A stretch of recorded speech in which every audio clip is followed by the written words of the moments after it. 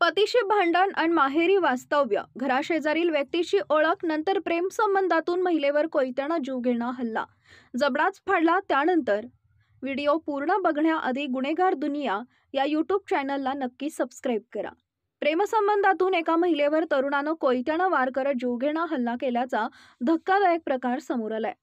आगाशिवनगर मलकापूर तालुका कराड येथील दांगट वस्ती इथं प्रेमसंबंधातून एकानं 30 वर्षीय महिलेवर कोयत्यानं जीवघेणा हल्ला केल्याची घटना समोर आली आहे. या हल्ल्यात गंभीर जखमी झालेल्या महिलेवर कृष्णा हॉस्पिटलमध्ये उपचार सुरू आहेत.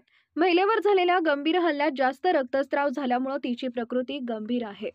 या प्रकरणी महिलेच्या वडिलांनी कराड शहर पोलीस ठाण्यामध्ये फिर्याद दिली आहे.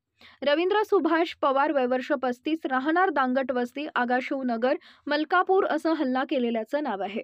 हल्ला केल्यानंतर तो घटनास्थळावरून पसार झालाय. त्याला शोधासाठी पोलिसांची 3 पथके रवाना केली आहेत. या घटनेनं परिसरात खळबळ उडाली आहे. या प्रकरणी पोलिसांनी दिलेल्या माहितीनुसार हल्ला झालेली संबंधित महिला ही विवाहित असून नवऱ्याला सोडून ती दांगट वस्तीत आई-वडिलांकडे वास्तव्यास आहे. महिलेला 3 मुलं आहेत.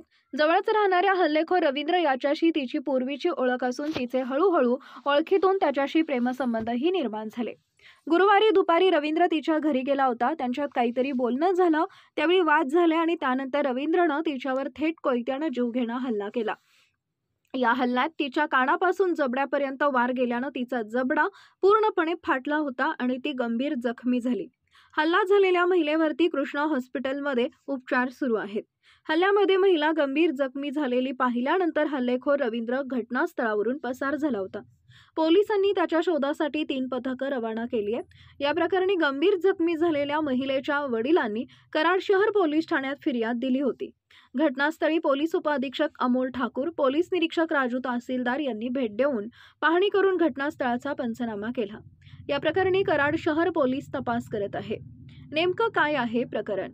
आगाशिवनगर मलकापूर तालुका कराड येथील महिलेचं लग्न झालं असून नवऱ्यासोबत भांडण आणि वाद झाल्यामुळे ती महिला आपल्या माहेरी राहत होती. त्या महिलेला 3 मुलं आहेत. या महिलेचा आरोपी रवींद्र याच्याशी पूर्वीची ओळख आहे.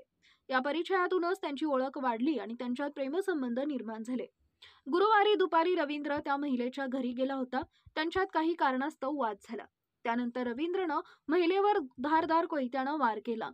कोयत्यानं केलेल्या हल्ल्यात तिच्या कानापासून जबड्यापर्यंत वार केला गेला आणि त्यामुळे ती महिला गंभीर जखमी झाली आहे. हल्ला केल्यानंतर रवींद्र पवार घटनास्थळावरून पसार झाला. त्याचा शोध पोलीस घेत आहेत. तर पीडित महिलेच्या वडिलांनी कराड शहर पोलिसात फिर्याद दिली आहे. पोलीस उपअधीक्षक अमोल ठाकूर यांनी भेट देऊन घटनास्थळी पाहणी केली. घटनास्थळाचा पंचनामाही केलाय. या प्रकरणी गुन्हा दाखल करण्यात आला असून अधिक तपास कराड शहर पोलीस करत आहेत.